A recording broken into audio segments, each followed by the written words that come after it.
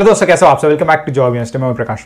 Food corporation of India में बहुत सारी वैकेंसीज निकली हुई है इस साल, और इससे पहले जो नोटिफिकेशन निकली थी 2019 में आई थी, उसमें भी काफ़ी वैकेंसीज निकली थी। अलग अलग पोस्ट के लिए वैकेंसीज निकली थी, अलग अलग कैडर में वैकेंसीज निकली थी। इस साल की अगर मैं बात करूं, यानी कि 2022 में जो नोटिफिकेशन आई है, तो सबसे पहले अगर मैं कैटेगरी 2 की बात करूं, तो कैटेगरी 2 जो पोस्ट होती है वो मैनेजर लेवल की होती है, जिसमें आपकी बेसिक पे 40,000 रहती है। और यहाँ पे 40,000 बेसिक पे होने का मतलब है कि बेसिक पे के साथ साथ आपको डीए मिलते हैं, एचआरए मिलता है, इसके अलावा और भी बहुत सारे अलाउंसेस मिलते हैं। तो आपकी monthly in hand salary 65 to 70,000 बन जाती है, और ये आपकी फर्स्ट मंथ से सैलरी रहती है, यानी कि ज्वाइनिंग के साथ आपकी इतनी सैलरी रहेगी। और अगर मैं बात करूं कैटेगरी 3 की, तो कैटेगरी 3 में जो वैकेंसी निकली हुई है उसमें अच्छी खासी वैकेंसी निकली हुई है, और असिस्टेंट के पोस्ट में वैकेंसी निकली हुई है। खास करके मैक्सिमम वैकेंसी जो निकली है असिस्टेंट के पोस्ट के लिए है, अलग अलग कैडर्स में। तो और ये जोन वाइज वैकेंसी निकली हुई है। अगर यहाँ बेसिक पे की बात करें तो बेसिक पे 28,200 मिलता है असिस्टेंट के पोस्ट में, यानी कि डीए एचआरए वगैरह ऐड करने के बाद आपकी मंथली इन हैंड सैलरी 45,000 हो जाती है। तो सैलरी बहुत अच्छी मिलती है। तो मैं एक्सपेक्ट कर रहा हूँ कि आपने कैटेगरी 2 यानी मैनेजर के पोस्ट के लिए और कैटेगरी 3 यानी कि असिस्टेंट के पोस्ट के लिए, दोनों ही पोस्ट में अप्लाई जरूर किया हुआ होगा। तो चलिए बात करते हैं कि इसके एग्जाम कब होने वाली है। बहुत सारे कैंडिडेट्स लगातार कमेंट करके पूछ रहे थे कि इसके एग्जाम्स कब एक्सपेक्टेड है। तो सबसे पहले अगर मैं बात करूँ मैनेजर के पोस्ट के लिए जो एग्ज़ाम होने वाली है, तो इसकी प्रीलिम्स एक्सपेक्टेड है 10th एंड 17 दिसंबर को, एंड इसकी मेंस एक्सपेक्टेड है 29 जनवरी 2023 में। अब अगर बात करें कैटेगरी 3 की, तो असिस्टेंट के पोस्ट में वैकेंसी निकली हुई है, स्टेनो के पोस्ट में वैकेंसी निकली है, इसके अलावा भी बहुत सारे पोस्ट में वैकेंसी निकली हुई है। खास करके मैक्सिमम जो कैंडिडेट्स ने अप्लाई किया हुआ है असिस्टेंट के पोस्ट में अप्लाई किया हुआ है, इसमें भी अलग अलग कैडर्स में वैकेंसी निकली है, जनरल, डिपो, टेक्निकल, अकाउंट्स में वैकेंसी निकली हुई है। तो अगर यहाँ बात करें एग्जाम डेट्स की, तो इसकी प्रीलिम्स कैटेगरी 3 की जो प्रीलिम्स होगी ये एक्सपेक्टेड है 1st, 7th, 14th एंड 21 जनवरी 2023 को, एंड इसकी मेंस एक्सपेक्टेड है 5 मार्च 2023 को।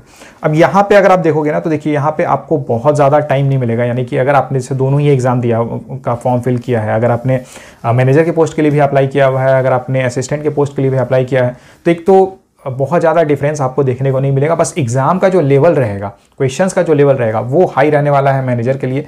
एंड जो कैटेगरी 3 की पोस्ट है, असिस्टेंट की पोस्ट है, इसमें जो एग्ज़ाम का लेवल रहेगा, क्वेश्चंस का जो लेवल रहेगा वो थोड़ा लो रहेगा, लेकिन कंपटीशन दोनों में बहुत हाई रहेगा। आपको ये नहीं सोचना है कि मैनेजर की पोस्ट है तो उसमें कंपटीशन ज़्यादा रहेगा, असिस्टेंट में कम रहेगा, ऐसा बिल्कुल नहीं है।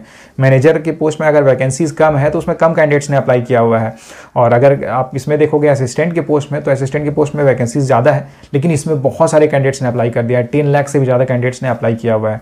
तो उसके अकॉर्डिंग कंपटीशन रहने वाली है। और खास करके अगर आप नॉर्थ जोन में अगर आपने अप्लाई किया हुआ है, तो यहाँ सबसे हाईएस्ट कंपटीशन रहने वाला है। तो उसके अकॉर्डिंग फिर आपको प्रिपरेशन करना होगा, तैयारी करना होगा। और अभी नवंबर चल रहा है, तो नवंबर दिसंबर बस 2 महीने आपके पास है।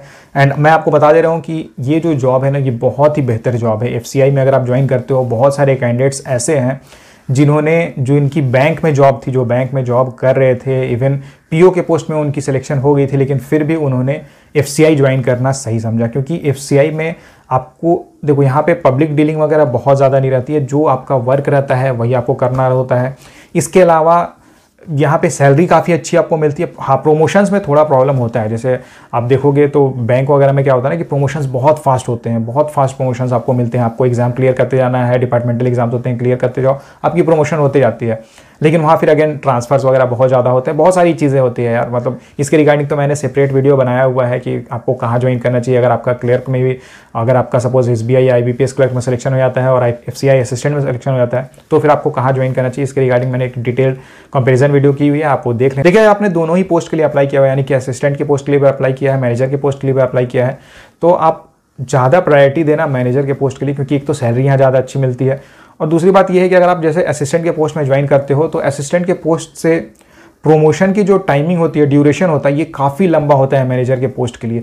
एटलीस्ट आपको 8 to 9 ईयर्स लग सकते हैं। तो आप समझ सकते हो, जहाँ आपके पास डायरेक्ट अपॉर्चुनिटी है कि आपको एक एग्जाम देना है, एग्जाम क्लियर करने के बाद आप डायरेक्टली मैनेजर बन सकते हो, वहाँ पे अगर आप असिस्टेंट के पोस्ट में ज्वाइन कर रहे हो तो आपको 8 से 9 साल 10 साल वेट करना पड़ेगा, तब जाके आप ऑफिसर ग्रेड में पहुंच पाओगे, मैनेजर पोस्ट में ज्वाइन कर पाओगे। तो इसलिए बेटर है कि आप अभी फोकस करो मैनेजर के पोस्ट के लिए, और उसके बाद मैनेजर की एग्जाम जब ओवर हो जाएगी, उसके बाद फिर आप डायरेक्टली असिस्टेंट के पोस्ट के लिए फोकस कर सकते हो। और आप कमेंट करके जरूर बताना कि आपने किस पोस्ट के लिए अप्लाई किया हुआ है और किस जोन से अप्लाई किया हुआ है।